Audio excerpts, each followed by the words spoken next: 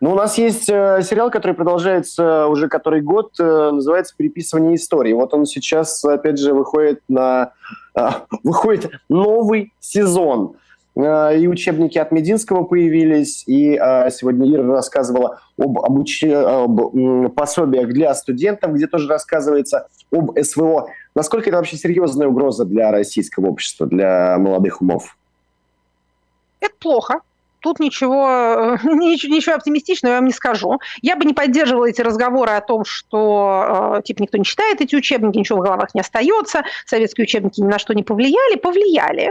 Я тут соглашусь с точки зрения, высказанной Константином Сониным. Я сама такие вещи тоже говорила, и мне это представляется правильным. Послания, которые молодые умы, как вы выражаетесь, впитывают из этих текстов, и точнее из процесса их изучения, из постановки такого рода дискурса в статус учебника, состоит не в том, что надо ненавидеть Украину или быть милитаристами. Послание состоит в том, что взрослые врут, и это надо терпеть, пока ты сам не вырастешь и тоже не начнешь врать. Вот это адский урок, который советская власть преподавала своим подопечным. И он был выучен прекрасно. Мы это видим замечательно и на старших поколениях, и не только на старших, к сожалению. Урок конформизма, урок личной безответственности и неразличение добра и зла, не предпочтение зла. Понимаете, советская власть не воспитывала сатанистов. Она воспитывала людей, которые не очень верят, что добро и зло – это реально существующие категории, и между ними можно выбирать. Отсутствие субъектности, ощущение того, что меня вообще как бы не существует, я не могу ни на что повлиять. Я делаю, чего положено, а как иначе? Вот это вот от нас ничего не зависит. Это, конечно, какой-то лозунг Российской Федерации. Это поразительно. Это говорят министры, это говорят директора Центробанков, это говорит последний бюджетник, бедные и богатые, начальники и подчиненные. Те говорят то же самое. Что-что?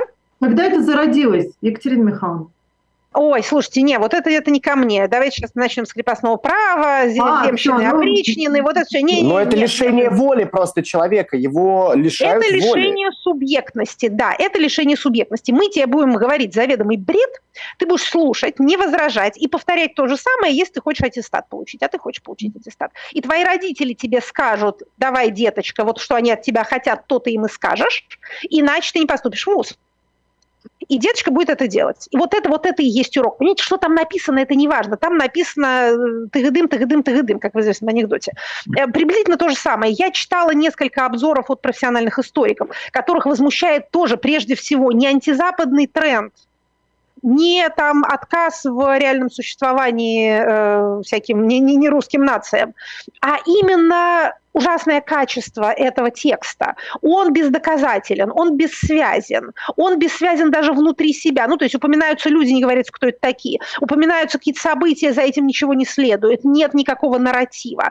Писалось такое ощущение, я посмотрела чуток, писалось действительно как будто во сне или с тяжелого похмелья. Или это расшифровки телевизионных передач.